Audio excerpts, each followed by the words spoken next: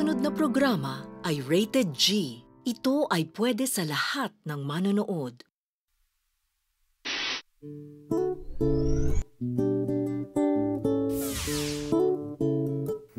Oh, V, ano na naman tong papakita mo sa akin ngayon?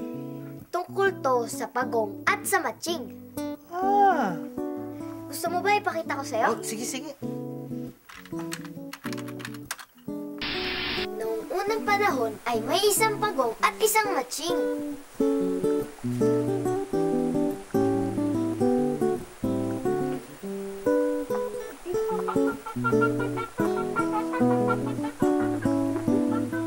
Isang araw ay may nakita silang lumulutang sa ilog. Hey, what's that in the river? Ala ay saging!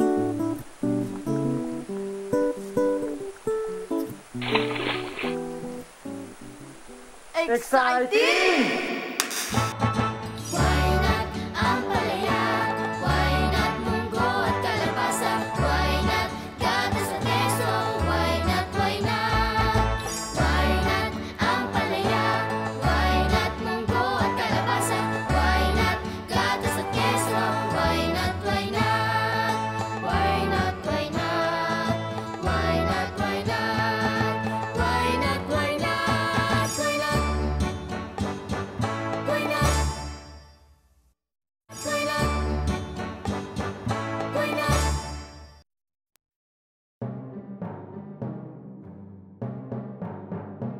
Pareho nilang paborito ang saging, kaya pinag-agawan nila ito. Akin nga to! It's mine! Akin nga! Wait lang. Share na lang kaya tayo. Pwede nating hatiin to. Ha? Dahil tuso si Matching, pinili niya ang bahagi ng puno na may mga dahon na at maliliit na bunga.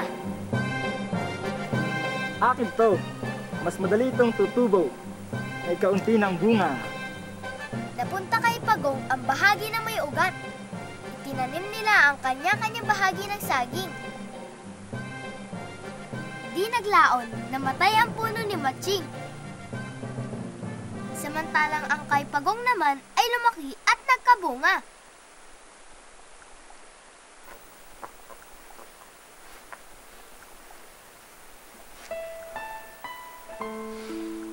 What happened?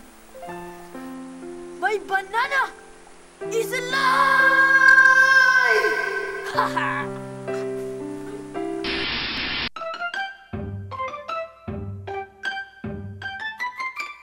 Yung yellow po. Yung sugar. Banana po. Turon po. Banana cue po at yung turon. Turon po. Nilalagyan po ng rougher at pinipirito. Hindi po naloto. Parang shape po ng moon. Minsan mataas po ito, minsan naman po mababa. Yung trunk po niya kulay green. Malaki po ang puno. Malaki po yung mga dahon niya.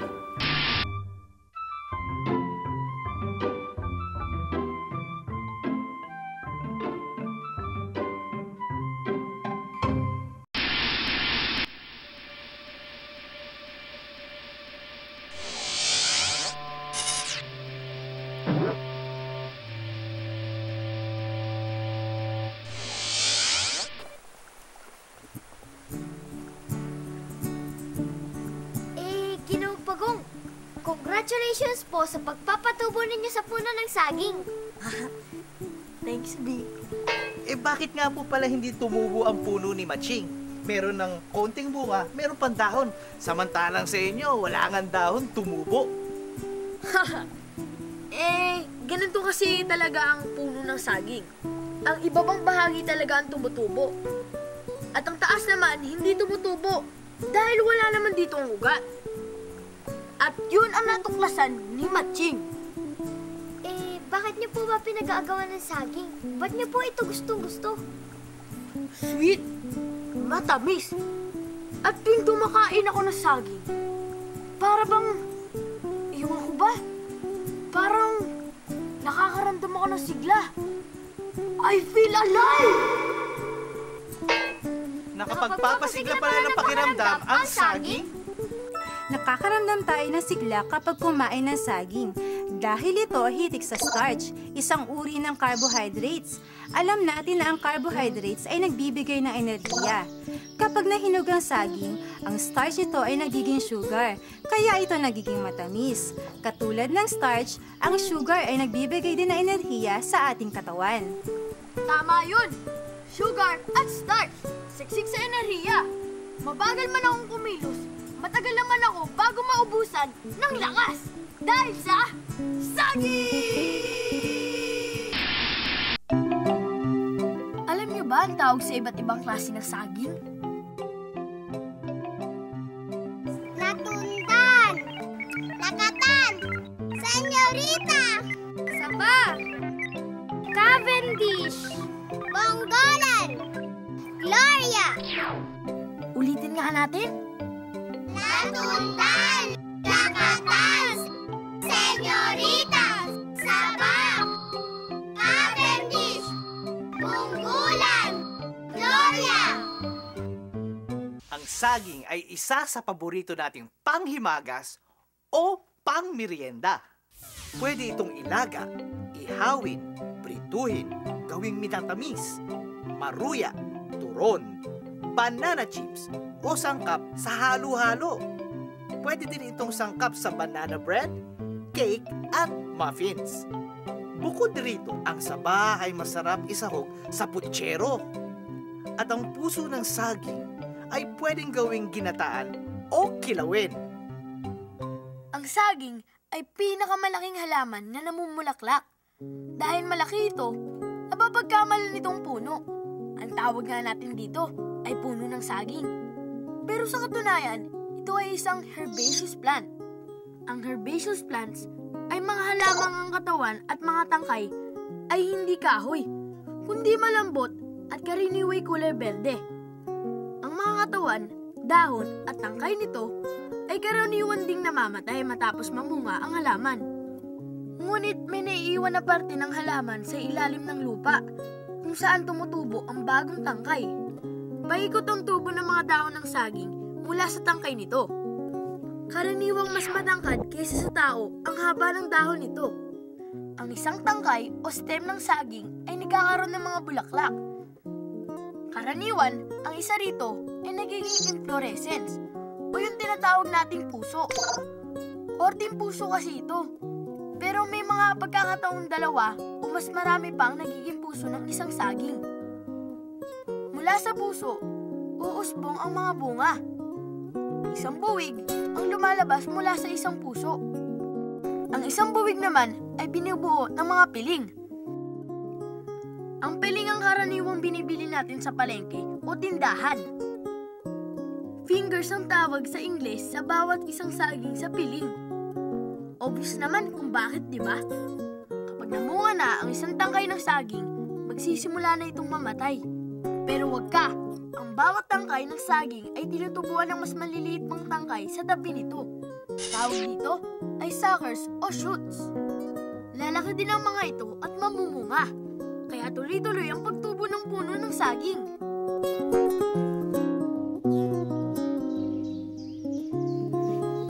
Wow! Ginoong Pagong!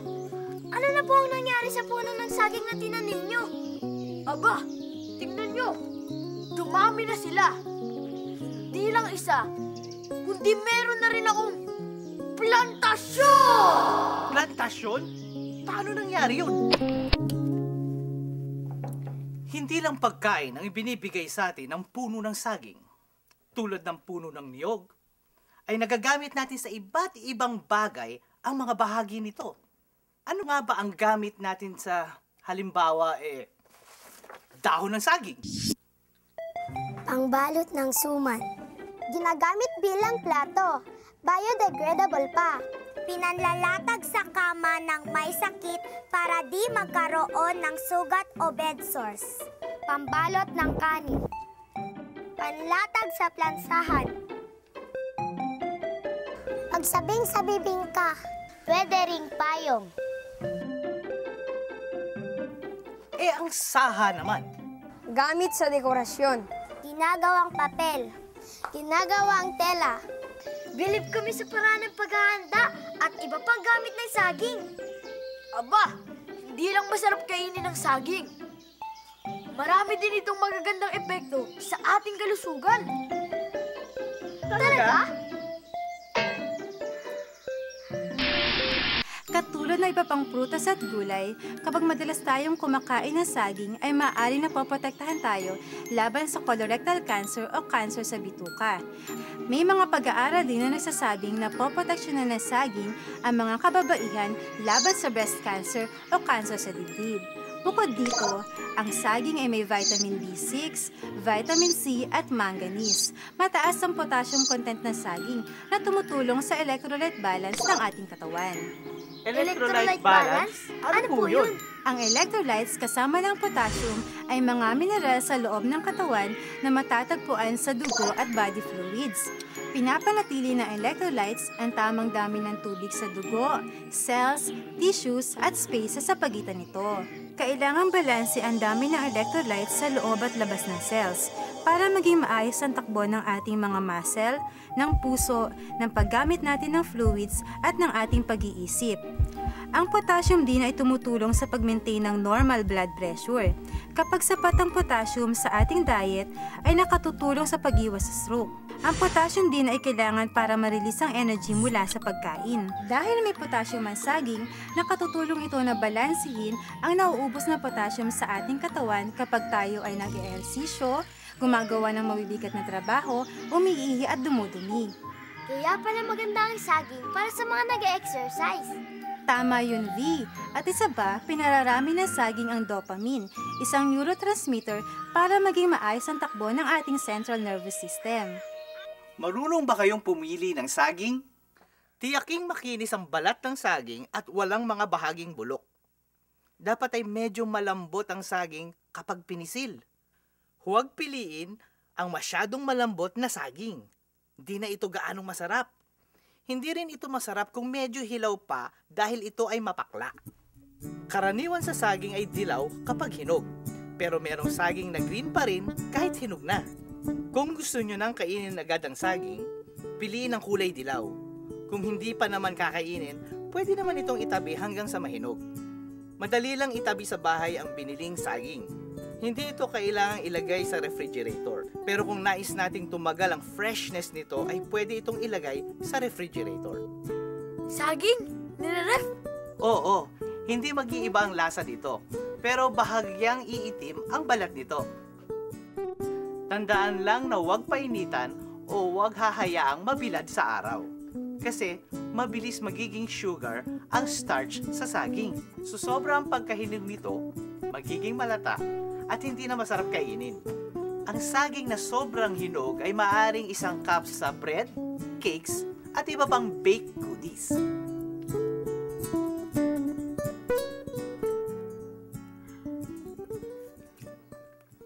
Ituturo ko sa inyo ang isa sa pinaka-paborito kong merienda na gawa sa saging. Ito ang nilupak. Sikat na sikat ito sa aming probinsya. Nakatikim na ba kayo nito? Ganito lang yun. Kailangan munang pakuluan ang manibalang na saging o yung hindi pa masyadong hinog. Pagkatapos ay babalatan at ilalagay ang nabalatang saging sa lusong. Bayuhin hanggang sa madurog. Haluan ng asukal at nyog, bayuhin ulit, kortehin, at ilagay sa dahon ng saging. Ayos! Pwede nang kainin! Ang sarap nito! Alam nyo ba na ang saging ay bahagyang radioactive? Ayon sa aking pananaliksik, higit sa ibang prutas, marami ang taglay na potassium ng saging. Dahil dito, merong itong kaunting potassium 40. Isang isotope ng potassium na radioactive. Pero huwag kayong matakot dahil hindi ito nakakaapekto sa ating kalusugan. Sa katunayan, ang sukat ng radiation sa saging ay ginagamit ng mga sumusuporta sa paggamit ng nuclear energy. Ginagamit nila ito para malaman kung gaano karami ang ligtas at diligtas na antas ng radiation na kaya ng katawan ng tao.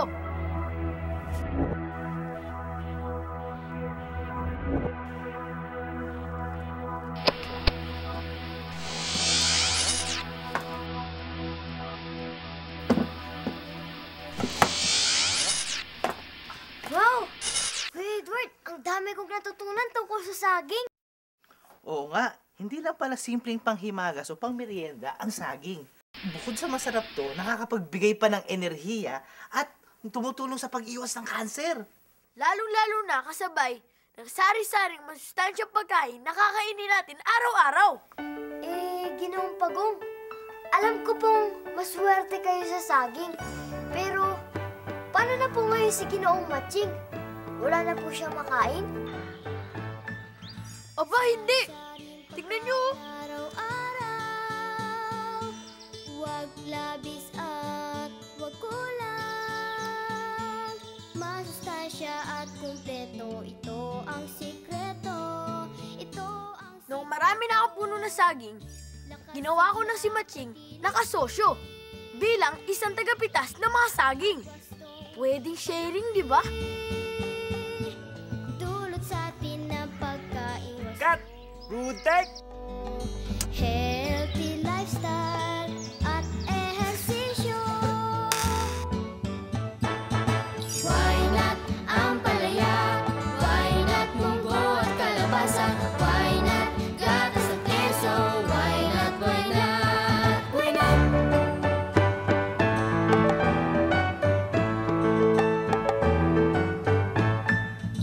Kanin, mais at kamote, isda, itlog, tokwat, pinya, saging, mangga at marami pang iba. Pagkain masustansya, pagkain masustansya, sari-saring mga pagkain, handog sa atin ng mundo. Masustansya at kumpleto, ito ang sikreto. Ito ang sikreto. Why not ang palaya? Why not munggo at kalabasa? Why not gatas at keso? Why not, why not? Siguruhing ligtas at malinis ang pagkain at inumin. Iwasto ang pag-iimbak at paghahanda. Panatilihing malinis ang bahay, lalo na ang kusina. At palaging maghugas ng kamay bago kumain at bago humawak ng pagkain. Wastong nutrisyon, alamin, gawin at palaganapin.